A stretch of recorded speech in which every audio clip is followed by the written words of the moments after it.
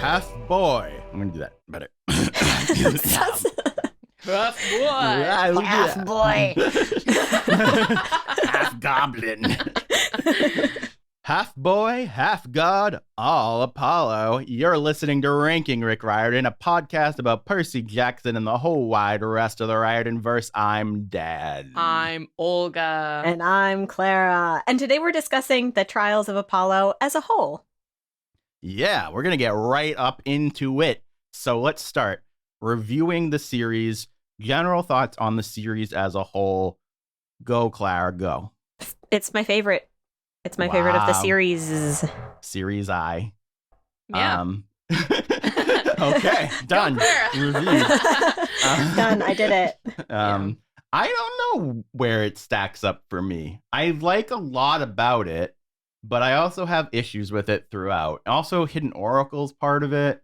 That is a big problem. Yeah. And the other thing is, like, we don't really like Meg until the third book, which I do think is a legitimate problem. On the other hand, the fact that we didn't like her so much and then she was really great by the end is kind of impressive, you know? Not just like someone we didn't care about, but... Yeah, I agree. I agree about that for sure. Yeah. I think that, all right, in terms of just like pure enjoyment and fun, I do think that Percy Jackson and the Olympians is like more of that for me. But in terms of like a quality read that like really sets me thinking to a new level and like challenges a lot of just, I feel like I have to put more critical thinking skills, I guess, into Apollo because it deserves it. Yeah. So in that sense, I think that's what makes it like better. Yeah. I personally prefer Heroes of Olympus, I think, even though I know that one's messy too. I really like the 7 people coming together. I really like the third person perspective and having multiple points of view. I just I like Apollo quite a bit. We'll see where he ranks when we do the rankings, but I just really love the ensemble of the 7, and I really like that they're on a journey. Same thing with Percy Jackson, the series, as far as like, I like that that's actually a quest across the country and stuff like that. I'm glad he's changed his formula for Apollo, but I don't like that formula as much. The having a different set of side characters every book, just not my personal taste, but yeah, that's fair. In some ways, I feel like we've actually, even though I'm saying like, yeah, I agree with Clara about it being like the best, I'm like, well, but Percy Jackson holds such a special place in my heart. So it's kind of funny that all 3 of us have like our different, you know, sort of overall favorites. I think I hear a lot of geese behind Clara right now. It's actually really cool. It was like they were fully flying in a V formation. That was actually really classic geese. Dan, please keep that in when you edit I will this. do my best. I really hope the mics pick that up. Oh my god. Moving on. Like a goose flying across the sky. Let's move to the next bullet. Oh my god. Yeah, no, I think that it probably has, in a lot of ways, the most solid beginning to end story, with maybe the exception of Percy Jackson. I think the Percy Jackson, like, I think Last Olympian is the strongest final book, compared to any of the other ones. But I do think Apollo has a deeper story to tell. So I think its series story is stronger than any other series story, probably. Yes, sorry. Yeah, Sure. I think I feel like Olga and I were both just sitting in silent agreement. Why don't you go, Clara? Yes. I feel like this series, I think, might have the most to say. Yep. And I really like that, but I also feel like it leaves it open, Olga, as you were saying, to a bit more serious critique. Yeah, for sure. And I think that it has also the benefit of being more recent in Rick's life and writing development, and that we had a lot less arguments about race and representation in these books than we did in any of the previous series. And I think that is notable. That being said, I also think on a con side, he definitely, I don't want to say dragged characters through the mud, but that's my general side feel. I don't love how this series treats a lot of the characters from previous series. It's true. I can agree with that. Yeah. I mean, that's kind of the nature of like, if you stop it, at Blood of Olympus, then you can be like, and they live happily ever after. Yeah. And then he's like, well, I'm facing some mature themes in Trials of Apollo, and people don't get a happily ever after. Like, you just live your life and things happen and you make the best of it. Yeah. And just because it's not a happily ever after doesn't mean you don't get like a good life. Yeah. And I guess I don't think Raina was handled very well. Mm-mm. I don't like. I'm not like super vitriolic about the Jason situation as much as I was when I was first reading it, but I still don't think that Jason was ever handled correctly. Mm-hmm. You know what I think? I think it's not my favorite. Maybe it's not my favorite series in the Riordanverse for the Riordanverse. Yeah.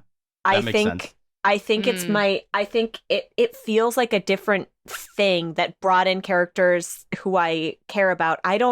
Their stuff is, I don't know whether it's my least favorite thing, but it's not my favorite part of the series, and for me feels always sort of like guest appearance cameos that I would honestly rather focus. I would have rather we had more time with Lavinia than that we spent a lot of time with Frank and Hazel, and like he could have just left Frank and Hazel alone and I mean, they came out relatively unscathed, but I think it's interesting because there's been a very big movement towards not doing reboots but doing like reboot sequels where it's about something new but you're still going to bring in the legacy characters, and that's what it kind of feels like of each of these books, where it's about Apollo, but we still need to hit on this cameo character or whatever. Mm-hmm. That said, I think Calypso and Piper were handled quite well. And that's it, maybe. Nico, I guess. Nico and Rachel were good by the end, but yeah, they got their like redemptions of their personality. Yeah, Frank. Yeah, Frank. I mean, that's a tricky thing though. Like, yeah, I definitely agree about Calypso, but like, again, Piper, her getting development was at the sacrifice of like her father, which still has a weird taste in my mouth just because of like, he's such a tangential character, but like so much of Piper's like emotional well-being is tied to him that I can't just forgive and forget that handling of Tristan McLean. Well, and that we only got like one line following up on that of like, he's adjusting. It's pretty different than LA though, blah, blah, blah. Yeah, just yikes. Well, it's also like if there was another series, how badly would he fare? Like it's just like with each new series, it's like some fresh hell. Yeah, exactly. He ends up in the fields of punishment. Oh my God. I would go down myself and take him out. That's my quest. I swear on the river Styx.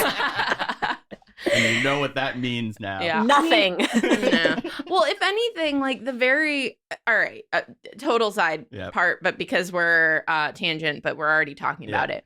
All right. So we have a Solangelo book coming, right? Yeah. So Piper, now she's back in Oklahoma with her dad. I can totally see Rick partnering with an indigenous like female writer and making that story where she like is exploring Cherokee myth and maybe somehow like her father, while not like internalizing the like spirits of it and realizing that's really happening, like having something happen where he can find peace and like acceptance and give him a little bit more real hope or like connecting to his roots. Like I could see that I think happening. It would be a humongous missed opportunity if they never do a Piper book. Oh God, yeah. I think that there's just a fundamental flaw with the Tristan thing, which is like, I do want him to reconnect. I want him to be happy and full. but I also don't want him to lose all of his money that he earned. Right. No, I mean, he doesn't need. Tristan. You know what? You know what ranking we should do is like who got screwed over the most.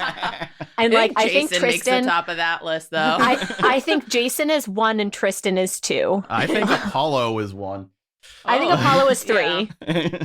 I don't know. Well, we have a very thorough discussion about Dan's feelings on that. You know what? They're all there. It's just a tie for 1. Actually, Yeah. my 3 boys.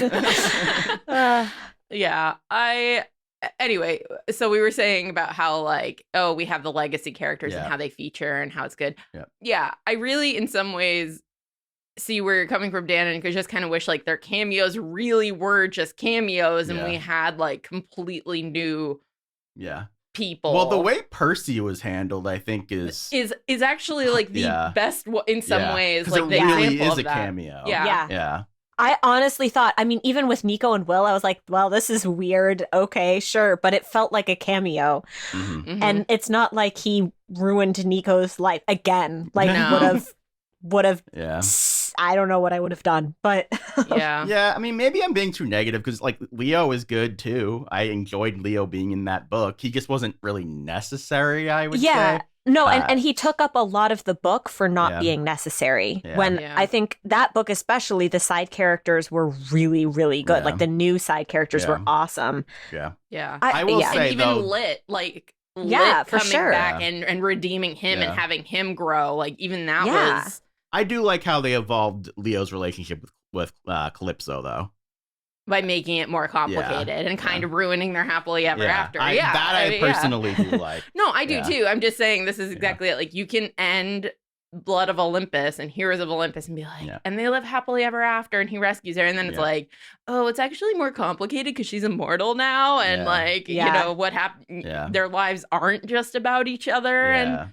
And that's a more mature statement because romance shouldn't be the only thing that fulfills your life. But well, and I missed Grover. I think Grover was well handled too.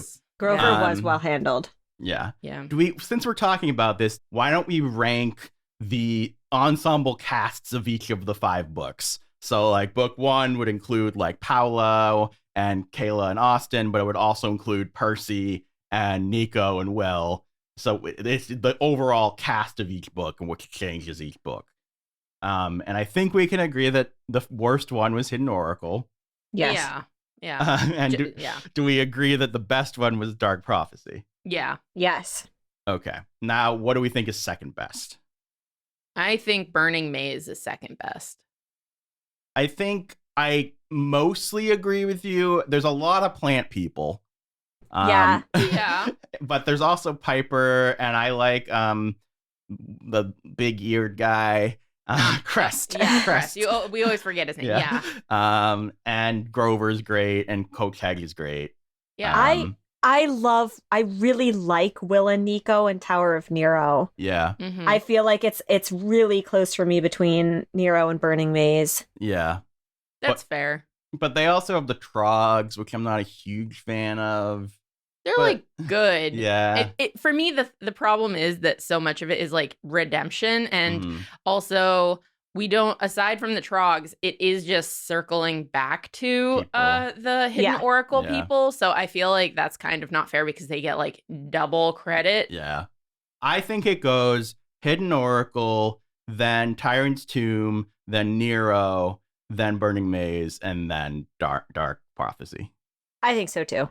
I agree. I think we're all more or less like well, a few of those middle ones could scramble around. If you like switch a side character between the books, then Do we want to go book by book and say like some of our favorite moments from those?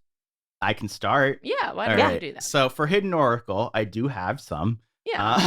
I really like the part where he's singing as he enters into the Myrmica lair. And he's feeling his tragedy of his loss of his old loves and the fact that he's terrible. Mm-hmm. I think that is the standout moment for me in that book. Yeah. Yeah.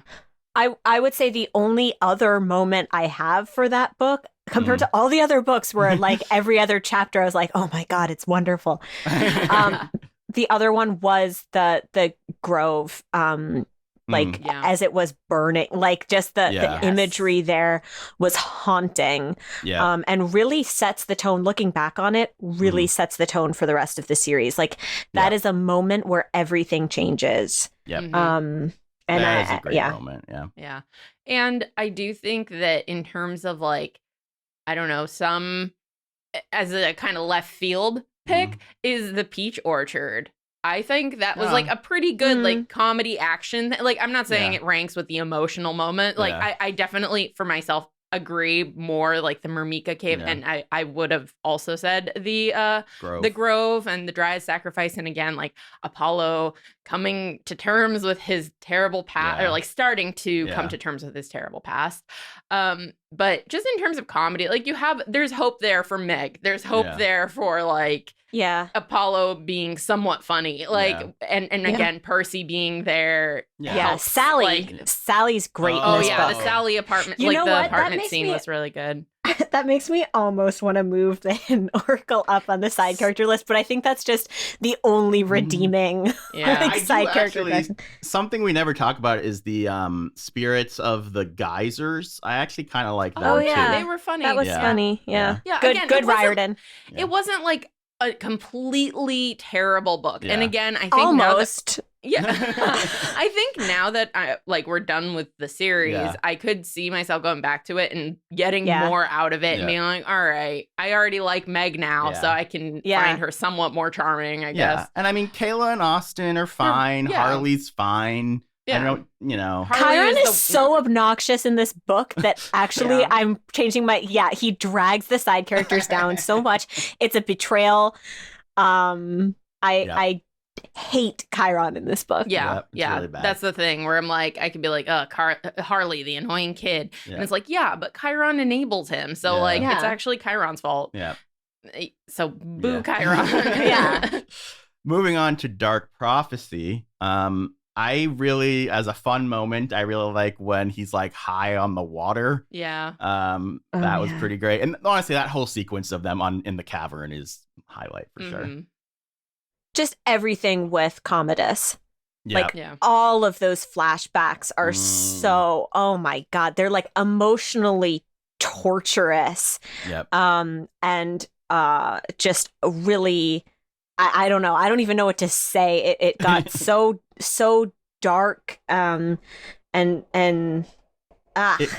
was really good. And me once again coming in with a fun pick. I think when Apollo uses his like intelligence and like melts down the door with his like medical knowledge and is somewhat capable in that moment. And that might be like that. So that's like a one-on-one scene with Meg. But I really, really love the stadium battle and the hunters like coming in and just the action of all of that was like so good. And again, Rick at his prime when he's writing like a big battle scene. And I mean, also Apollo like melting Commodus's face. Oh my God. That was really cool. Definitely. And I really like the zoo part too. Calypso, just awesome, shining character. Emmy, Josephine, and the Way Station as like a trio of like just really strong representations of home. I feel like the first two books had that a bit more strongly with like Sally. I mean, we get it finally again with Tower of Nero with Sally and Paul, but this just real sense of home and being found family, like.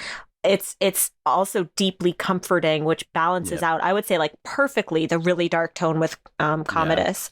And I think that's why they're number one for the ensemble as far as it really just, I agree. The Way Station itself is an important part of that, where it feels like they have a real community and a meeting place that has a personality to it. And like, I could picture reading an entire series just set at the Way Station. Right. Whereas I don't want to see a whole series of set at the New Rome cistern or whatever, I could see myself wanting all of these things, but I think the thing is that with the Way Station, like with Dark Prophecy, is that it being like so many different kinds of people, the way it introduces new characters throughout the book is also pretty special. It is.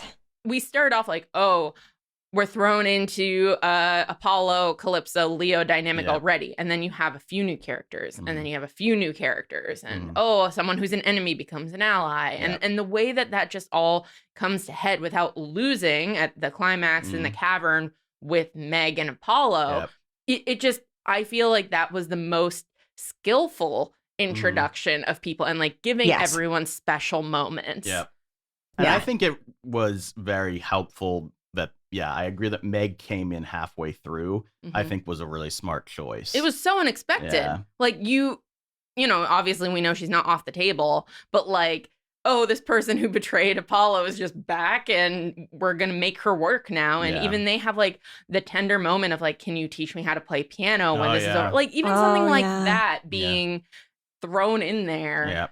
Yeah. It was a real return to form for Rick. And that's why it holds such a like special place, I think, in this series. Yeah, I agree. And then getting into the third one, what's jumping to mind? I mean, I like a lot of the small things. I like the thing at the like gun store. What is it? I forget what it's called. Macro's Military Madness. I like that little side thing. I like Caligula killing Jason. I mean, like I like Caligula in that scene. I know. Yeah, I mean, it was like a really intense fight scene and destruction. Again, the visuals of it were like so much, and it was so hard to want to read, but you can't take your eyes off the page kind of thing. Jason furthers the legacy that Rick set up for him coming out of Blood of Olympus. Like Jason, by the end of Heroes of Olympus, is getting to be a great character. He's a great character here. Then he's killed, but like when we had him, he was great and so sweet. Yeah. I think the best moment in the entire series is the beach scene after he dies. Interesting. I think that's really interesting. It felt like the most real and raw piece that I'm gonna straight up say I think it's the best scene Riordan's written. But I mean that's my personal feeling. But I really really felt that scene. Yeah. And you know, Piper flipping out on him and all that. Yeah. It is incredible. I think this book is really hard to want to reread. And I think like we said that extensively in our review, but it does not, I would say this book does a poor job of balancing the grief with a sense of hope and stability. And I feel like Dark Prophecy does that much better. I mean, it doesn't go as heavy, but it also like really make sure you keep that sense of stability. And the fact that Piper has been uprooted. I know, sorry, we're supposed to be talking about the things we really like, but this book, if it had had a few more of those like pictures of support and love, because we see Tristan with Piper, but like if Tristan's life hadn't been destroyed, it would have felt so much more like Piper had something stable in her life, which she could be, you know, I don't know. This really felt like kicking people when they were down. There was too much going on with her. Like, I think all we really needed is that she broke up with Jason. They're in an awkward place. She's trying to find herself. And then she loses Jason. And what does that mean? Like, that's a really good, solid story there. Like, we don't need all the other crazy going down. Or just all the crazy or just she's decided she wants to go to school somewhere. And like, there were a lot of ways where it wouldn't just be like, and then we made Piper's life as miserable as possible. And the next time you see her, she's totally over it. Like, I think in terms of like good moments from this book, and I guess, you know, Piper being cathartic, the way she takes out Medea. Was really good. I love Piper's revenge. I think that was great. I think the whole crosswords section. That was like fun. It was undercut by where it happened. Yeah, so that's the problem where it's a lot harder to find. I think that Burning Maze has a lot more flow to it, so it's a little bit harder to just pull out the individual things, even though it does have a side. Sometimes they, like I think we said in our review, I'm like, this isn't the right time for comedy. But in terms of not comedy, but still an aside, Helios and like Apollo's like memories of becoming the sun god. Like that was a really great flashback. That's a good point. I just want to say that like I think out of context, I think the crossword stuff is like, and like doing the trivia and stuff is some of the most fun like in any of the books. So it is kind of bummer that like where it is in context. But I do think it's really fun. Yeah. I feel like this book seems imbalanced to me. You know what it reminds me a lot of is Blood of Olympus. Yeah, I can see where that. I'm like, there is so much promise in this book, and then like something is just off about it for me, and that ends up like making me more upset than something. Well, not as bad as Hidden Oracle, obviously, but like it really upsets me because it's so much potential. Yeah. I think that for me personally, I think it still comes out to me feeling very positive, very high quality, whereas Blood of Olympus I feel more upset about, but it had so many. It's still, I mean, we love to poop on Blood of Olympus. It had some of our favorite moments of the entire series. It's just like such a weird dichotomy. It reminds me so much of this. Yeah. I think I also have the benefit of having read most of it a year ago and then came back and reread it. So like I think that's helping me like it a lot more than I would have if I had just read it for the first time. Yeah, that's fair. Yeah. So, Tyrant's Tomb, thoughts? Frank. I mean, good boy. Yeah, I mean, no, his fight with Caligula, that whole thing, I think, is a very big highlight. Yeah. I just, I think the climbing the tower and the Silent God was really good. Like, that was really stand out because Apollo doesn't get to, like, he wins just by the grace of like other people. And that's satisfying in a lot of ways. Like because there's nothing he can do, which I think that's divisive because people want their hero, their protagonist to be heroic. I think it's okay though, because they have so many other things going on too. I just mean to say that I like playing with that. Like he's the narrator, he's the witness to something that other people are making special. Yeah. One of my highlights for this series is Apollo singing Jason's like funeral song. Oh yeah. I mean, the Rick is really good at writing these Apollo singing moments, and for me, I think they're the highlights of like every time they happen, they're a highlight. But this is one that. This is the only thing that I feel does Jason any service in the entire series. That reminded me that I actually really like Piper singing in the previous book too. Yeah. I forgot about that. Yeah. There's not that much else for me in Tyrant's Tomb. I like the Uranimos opening, but I wouldn't call it like particularly awesome or anything. I like going to Tarquin's tomb, but like it was fine. Like, you know, like, the more I look back on Tyrant's Tomb, the less I like that book. That's fair. It left us with a lot of like, wait, what? Why is this happening? Or why is this the choice that was made here? Either both by our characters and Rick. I do like in Tyrant's Tomb, like the comedy of Ella and Tyson overall. I think I'm not sure if I loved it or said that I loved it in the review, but it gave us like something nice. I mean, New Rome is a highlight for me in that book. I'll say that. The like general feel of that book, I very much enjoyed. I just feel like a lot of the individual moments I take umbrage with looking back. But generally the Apollo and Frank fight with Commodus and Caligula is just really the scene, the scene, because everything else that's like actiony we don't get to witness. It just kind of happens in the background. And overall, like I like the fact that Diana appeared and Apollo like gets to be happy seeing her for like an instant. That was interesting. And but at the same time, it's like it's better in Tower of Nero. So all right. So speaking of moments from Tower of Nero, this entire book, Apollo and oh my god, what's her name? Yeah, Lou. Yep. I was like Leela. I was like I couldn't remember. Yeah, Apollo and Lou in the cell together after she has her arms cut off. Like even that was the arms cut off is definitely one of my highlights. It was so hard. I don't want to put it on my list, but It was so dark. God. But the fact of them like together in that and their banter and him helping her, like it was just a quiet moment that felt very like tender, even though it was a transition scene. Yeah. For me, Estelle as like a little character, but also as someone who Apollo references throughout the book. Like I'm doing this for Estelle, like as a symbol of like promise and humanity. And I mean, the Sally Paul Estelle, like this is who we're fighting for, is just such a powerful, like full circle back to Lightning Thief moment. Yeah, I agree. Yeah. That's a great moment. I also really, really like the sequence with the dryads and having to fight Apollo and all that. Yeah.